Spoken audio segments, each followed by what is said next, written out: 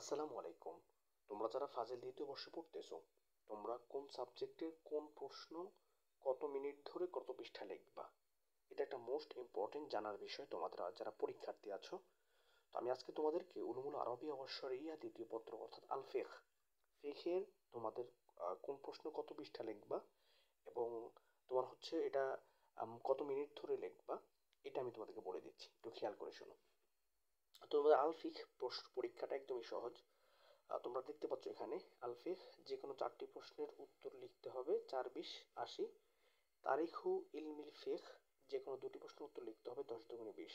একদমই সংক্ষিপ্ত, মানে তোমাদের পাঠ্যসূচিটা প্রশ্নসূচিটা একদমই সংক্ষিপ্ত। তো দেখো এখন তোমরা এই যে এখানে যে প্রতি 4টি প্রশ্নের উত্তর লিখতে হবে 4-20-80, এই 4টি প্রশ্নের প্রতি প্রশ্নের মার্ক হচ্ছে 20 এবং তোমাকে এই 20 মার্কের অ্যান্সার লিখতে হবে 35 মিনিটে। এবং যদি তুমি আরবিতে লেখো তাহলে 10 থেকে 12 পৃষ্ঠা, আর বাংলা লিখলে 12 থেকে 15 পৃষ্ঠা। কথা বুঝতে পেরেছি? আমি আবারও বলছি, এই যে আলফিকের 4টি প্রশ্নের উত্তর লিখতে হবে, এই 4টি প্রশ্নের উত্তর প্রতি প্রশ্নের মার্ক হচ্ছে 20, আর এই প্রতি 20 মার্কের জন্য তুমি 35 মিনিট সময় পাবা। আর এই 35 মিনিটে যদি তুমি আরবিতে লেখো তাহলে 10 থেকে 12 পৃষ্ঠা, আর যদি বাংলায় লেখো তাহলে 12 থেকে 15 পৃষ্ঠার মধ্যে লিখতে হবে। ঠিক আছে? 2 নম্বর হচ্ছে তারিখু ইলমিল ফিখ, এখানে যে কোনো 2টি প্রশ্ন উত্তর লিখতে হবে 10×20। আর তুমি এই যে 10×20 এই 2টা প্রশ্নের প্রতি 10 মার্কের জন্য তুমি সময় পাবা 17 থেকে 18 মিনিট, এবং তুমি এটা লিখতে হবে, যদি তুমি আরবিতে লেখো তাহলে তুমি এটা লিখবা 5 থেকে 6 পৃষ্ঠা, আর যদি বাংলায় লেখো তাহলে লিখবা 8 থেকে 10 পৃষ্ঠা, প্রায় 7 থেকে 10 পৃষ্ঠার মধ্যে, এবং এই জন্য তুমি সময় পাবো মাত্র 18 মিনিট। আমি কথা বুঝতে পেরেছি? এখন কিছু কমন প্রশ্ন, এই যে আমি পৃষ্ঠার কথা বলেছি যে 15 পৃষ্ঠা লিখতে হবে, 13 থেকে 15 পৃষ্ঠা বাংলা লিখলে, আর 10 মার্কের জন্য 8 থেকে 10 পৃষ্ঠা লিখতে হবে। তো এখন তোমরা অনেকে কি করো, যে তোমরা অনেকে হচ্ছে বড় বড় করে লিখে 15 পৃষ্ঠা লিখে ফেলো। এভাবে লিখলেই তুমি কিন্তু ফুল মার্ক পাবা না। ঠিক আছে ভাই? তোমাকে এভাবে লিখলে তুমি মোটামুটি স্বাভাবিক লেখাগুলোই লিখতে হবে সুন্দর করে। এটা যারা ভালো লিখতে জানো তাদের জন্য। এখন কিছু ছেলে আছো, মেয়ে আছো, যা তোমরা হাতের লেখা তো ক্লিয়ার না, দ্রুত লিখতে পারো না, তোমরা কি করবা?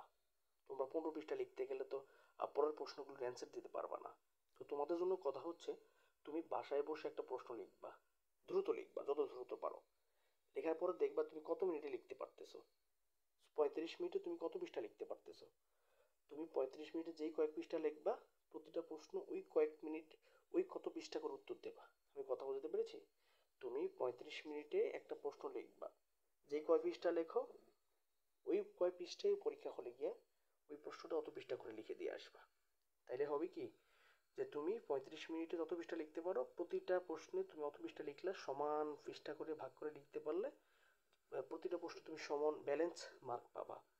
কিন্তু তুমি এভাবে যদি ব্যালেন্স রক্ষা না করে যদি তুমি লেখো পরীক্ষায়, তাহলে হবে কি, যে প্রথম প্রশ্ন তুমি 15 পৃষ্ঠা লিখেছো, সেখানে তুমি পেলা মনে কর 18, পরের প্রশ্নটা তুমি ওই ওই একই মার্কের প্রশ্ন তুমি ওটা লিখলা 10 পৃষ্ঠা, ওখানে তুমি পাবা যে মনে করো 10, কারণ তুমি তো নিজেই অর্ধেক কম লিখছো তোমার লেখার হিসেবে। কথা বুঝতে পেরেছি? আর পরীক্ষা কিভাবে ভালো রেজাল্ট করবা, কিভাবে লিখবা, এই সংক্রান্ত আমার একটা ভিডিও আছে, আমি এই চ্যানেলে আছে, আমি দেখি এই ভিডিওর ডিসক্রিপশন বক্সে লিঙ্কটা দিয়ে দেবো। আর তোমরা যারা ভিডিওগুলো দেখো তোমরা অবশ্যই একটু লাইক কমেন্ট শেয়ার করবা, তোমাদের বন্ধুদের কাছে ছড়িয়ে দেবা। সবাই ভালো থাকবা, সুস্থ থাকবা, ফি আমানিল্লাহ। আসসালামু আলাইকুম ওয়া রাহমাতুল্লাহ।